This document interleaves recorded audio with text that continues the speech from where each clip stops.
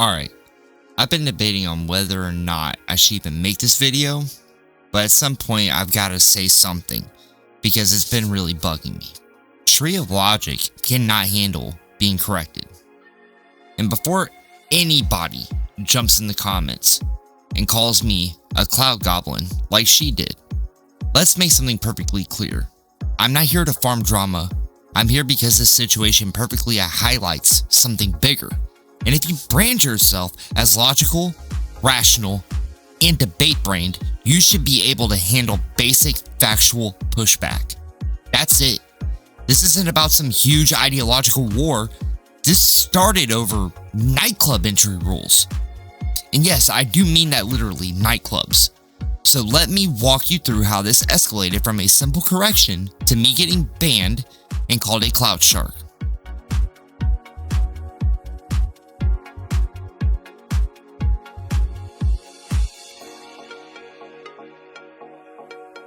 Before anything else, I was a genuine supporter of Tree's content. I watched her debates with Destiny, I watched her Red Pill commentary.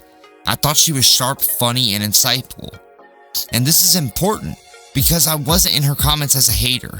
I wasn't trying to dunk on her, and I wasn't trying to embarrass her. I was engaging as someone who actually respected her, and that's what makes us more disappointing than dramatic. So she made a video titled "Clavicular Gets Arrested" on live stream. Now the video itself, it was funny and it had solid commentary. Clavicular is a 20-year-old with a fake ID, which is crazy to me. So you all have seen this video before where Brandon used his fake ID to try to go into a nightclub in Miami. And the security man was like, "This is a fake ID, you can't get in." Why have a fake ID at 20?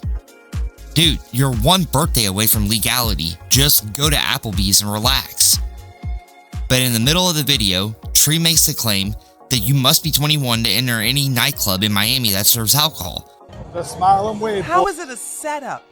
He literally has a fake ID. He is not 21. He's going into clubs where you have to be of legal drinking age in that state, which is 21.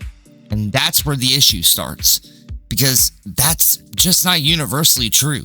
In Florida, and especially in tourist areas, there are 18 plus venues that serve alcohol to 21 plus guests. They mark under 21 attendees with wristbands or giant X's on their hands. This isn't underground knowledge. This isn't a conspiracy. It's normal operating procedure. I know this because I'm from Florida. I grew up here, and I've seen it firsthand. I've lived it. I've done it.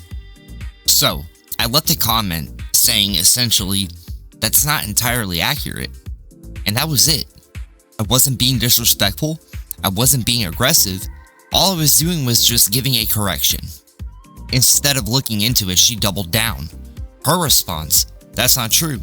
You must be 21 to enter any nightclub in Miami that serves alcohol."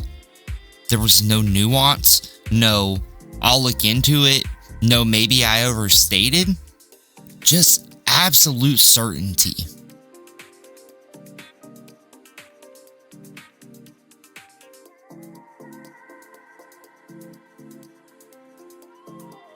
Now, here's where things get strange.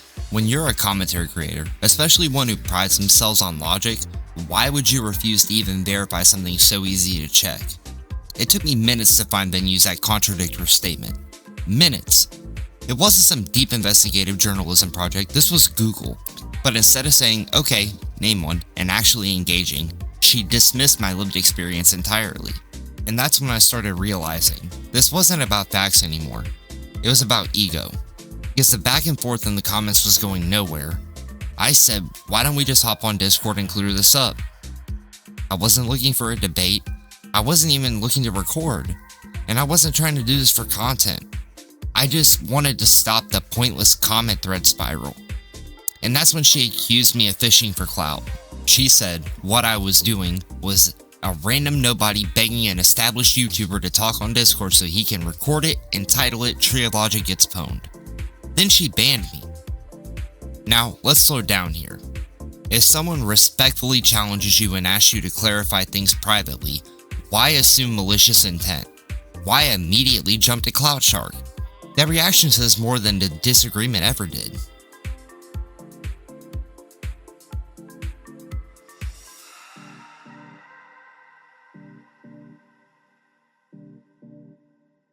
And this is where it becomes bigger than just me.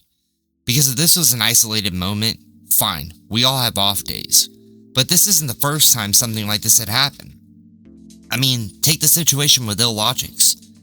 He challenged her on the biological discussion around women having XY chromosomes, and instead of it becoming a factual discussion, it escalated. He ended up banned. Now again, disagreement is normal. Heated disagreement, also normal. But banning someone for pushing back on a factual or scientific point, that signals something. Then look at the conflict with Not So Erudite. That situation spiraled publicly over disagreements involving Myron. Instead of staying on the substance, it turned personal, mocking lifestyle, questioning motives, tone escalating. And here's the uncomfortable part. When I read those exchanges, I couldn't tell the difference between the rhetorical style being criticized and the rhetoric being used in response. If you criticize Red Pill creators for being dismissive, combative, and ego-driven, but respond the same way when challenged, what are we actually doing? Because at that point, it's not about being right, it's about winning. And winning isn't the same thing as being correct. That's the pattern I'm pointing to. When confronted, it becomes personal. Motives are assigned. The critic is framed as malicious. Then the ban button gets used. And that creates an echo chamber. And here is the irony. If someone is actually a bad faith actor, debating them exposes that. But if you shut it down immediately, what does that communicate? It communicates that disagreement itself is the threat. And that's not how someone who is confident in their arguments operates. What disappointed me wasn't the ban. It was realizing that someone I respected couldn't handle something this small. This wasn't about ideology. This wasn't about Red Pill versus anti-manosphere. This wasn't about politics. It was about nightclub wristbands. If that turns into ego defense mode, what happens when the topic is actually serious? And that's the real question. Tree, if you ever see this wasn't about clout. If I wanted drama content, I would have approached this completely differently. I just wanted you to either look into it or say maybe I overstated. I mean, that's really it. There's no humiliation, there was no gotcha, there was no pwn thumbnail. All I wanted was accountability. But if we're all about logic, then logic applies to us too. And if you don't respond to this, that's fine. Because according to you, responding would just give me clout. So we'll see about that. But anyways, if you like this breakdown, leave me a like. If you think creators should be able to handle corrections, comment below. I'm still trying to push for 100 subs by April, so if you want more honest commentary without the ego spiral, then subscribe. And I'll see you in the next one.